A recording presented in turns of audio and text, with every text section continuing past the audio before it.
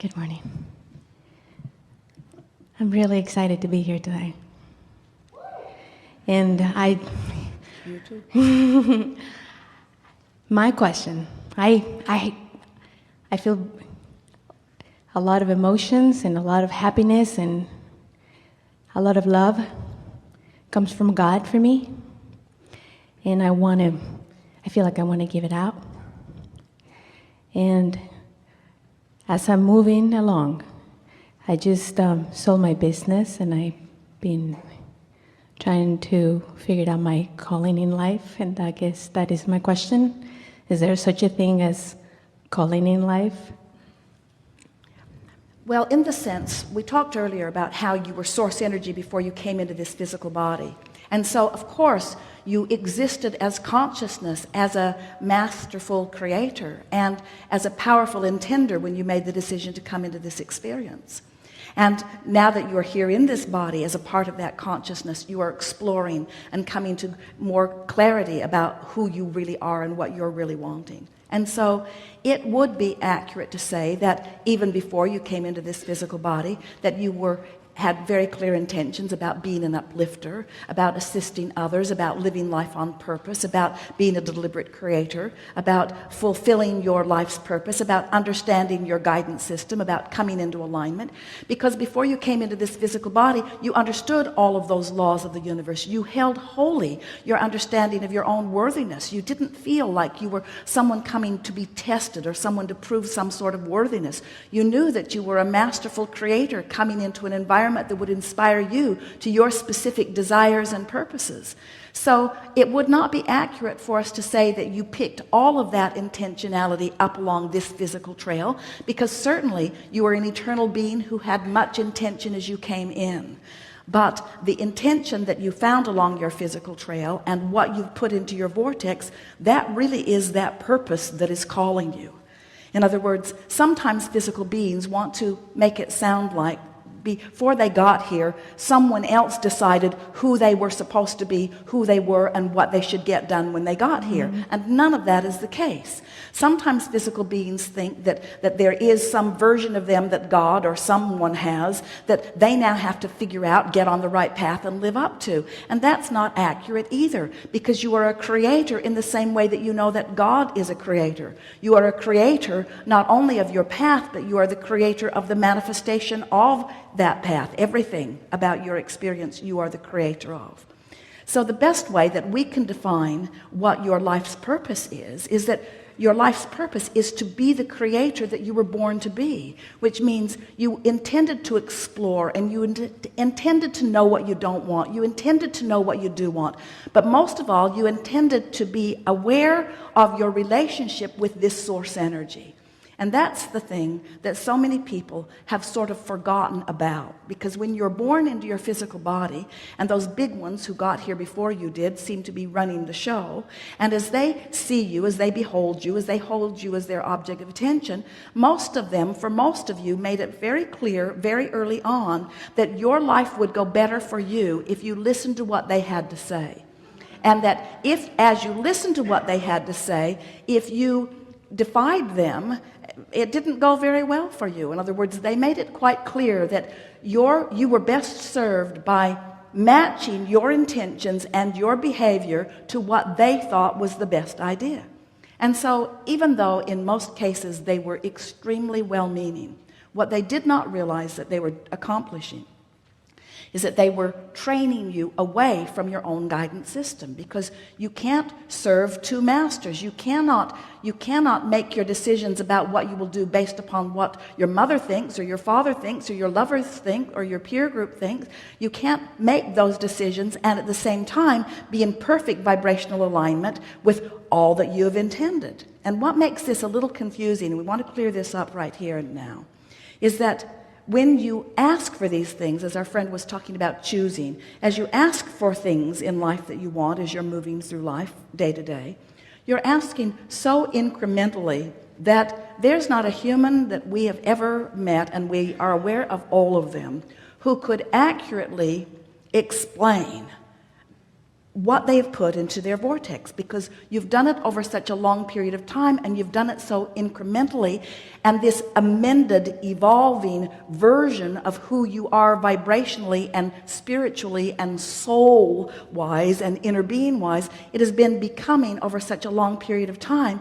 And that's what you're wanting to reach to. That's what's calling you. You're being called to the fullness of what you've become. That's what every emotion that you feel is. So there's not some big finished portrait or picture of who you are supposed to be that was painted and put there before you were even born. You've been in the process of creating it, and all day, every day, it evolves still further. And it feels really overwhelming when you feel that way, when you feel the love, and you feel like, oh my God, what's next, what I'm supposed to be doing. But you see, it's not overwhelming. As we were talking earlier about these vortex canal locks, as you are moving incrementally, it is not overwhelming. Of course, your vortex feels overwhelming to you when you're not in it. But I mean, overwhelming good. I mean, it's just a lot of good. We understood that that's what you mean, but what we are saying to you is, anytime something feels bigger than you are, or that you're not ready for it, then you're not in vibrational sync with it, you see. And that's the reason that we are wanting you to relax and acknowledge as best you can the well-being that is surrounding you here and now, here and now, here and now, here and now. Because in an acceptance of, or in a appreciation of what is, even if what is hasn't blossomed out to be everything that you think you want it to be, in the appreciation of what is, there's no resistance, which makes you ready to move into the next vibration. There is such power in acknowledging the well-being with where you are. We think that the perfect mantra is to be satisfied with what is while eager for what is coming.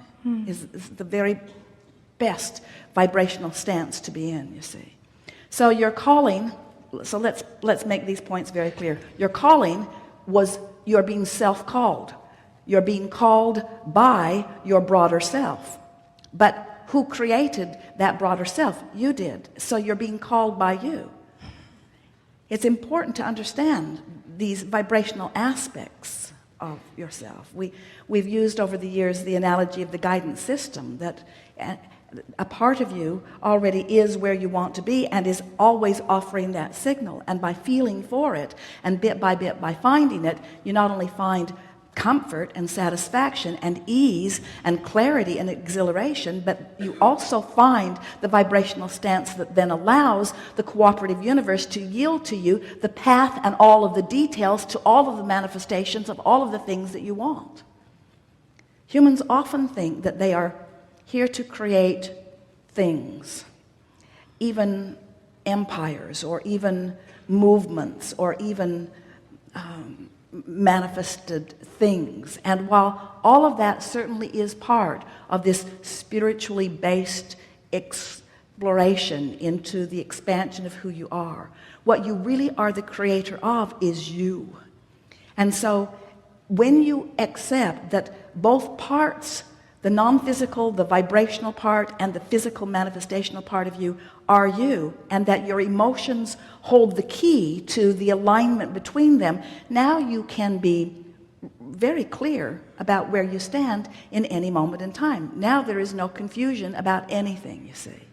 Helpful? Yes. So if we say to you, so what is your path? What did you get from what we just gave you? What is your path? Being me, living in the now, creating today what I want to create, because I'm the only creator from the beginning till the end. So what we said to you is, your path is to know what you don't want, to know what you do want, to send the rocket, to be the non-physical inner being who becomes, who holds the consistent vibrational stance so that the law of attraction can respond and all the cooperative components are gathered. And then your work is to come into alignment with that. So what is your path? It's interesting, isn't it? What is your path? Is it your path to know what you don't want? Yes. Is it your path to sometimes be negative because you are standing outside the vortex? Yes. Is it your path to know the difference between what feels not good and what feels better? Yes. Is it your path to send off these rockets of desire? Yes. Is it your path to feel the emotional difference between who you really are and who you're letting yourself be? Yes. Is it your path to find the best feeling thought that you can find? Yes. Is it your path to acknowledge that you feel better now? Yes. Is it your path to stay in the vortex forevermore? No. Is it your path to get out there and mix it up so that you can launch more rockets? Yes. Is it your path to eternally become? Yes. So therefore, is it your path to sometimes know what you don't want? Yes. Is it your path to be aware when you're out of the vortex? Yes. Is it your path to be aware when you are in the vortex? Yes. Is it your assignment to always be in the vortex? Certainly not. Is it your path to always be out of the vortex? No, it's not even possible.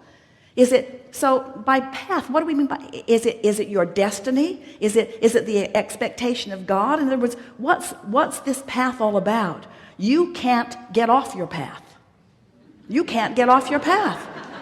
You can't get off your path. You can just decide that you're going to enjoy more of it or not. You can decide that you're going to be more deliberate about it. You see, you could not know anything about this. You could not know about vibration. You could not know about emotion. You'd just be out there mixing it up, and you're still launching rockets into your vortex all day, every day. You're still becoming. And we promise you, when you have your croaking experience, you will allow all that you have become. We just don't think you should have to croak to be deliberate about your creating. And we've noticed, as we have been participating with so many of you, that when you know what you don't want, and then you define what you do want, and then you deliberately talk about what you like best about what you do like, and you acknowledge consciously that you have activated in your vibration purposefully the vibration of what you do want, and you become so sensitive to your emotions that you are really aware when you're out of the vortex and you're in the vortex. So you are deliberately holding yourself in consistent or more consistent alignment with all that you are, so that you're friskier, you're more robust, you're more clear, you have more vitality, you're more sure-footed, you have better timing, you're rendezvousing with more of the things that you want to rendezvous with, you're just in love with life. We've noticed that when you are deliberate about it in that way, and only when you're deliberate about it in that way, does the manifestation of it really please you. Because then, oh, think about the ship in the locks of the canal. Then you're in the place to receive and feel it fully. Have you ever had a conversation with someone who just wasn't getting you?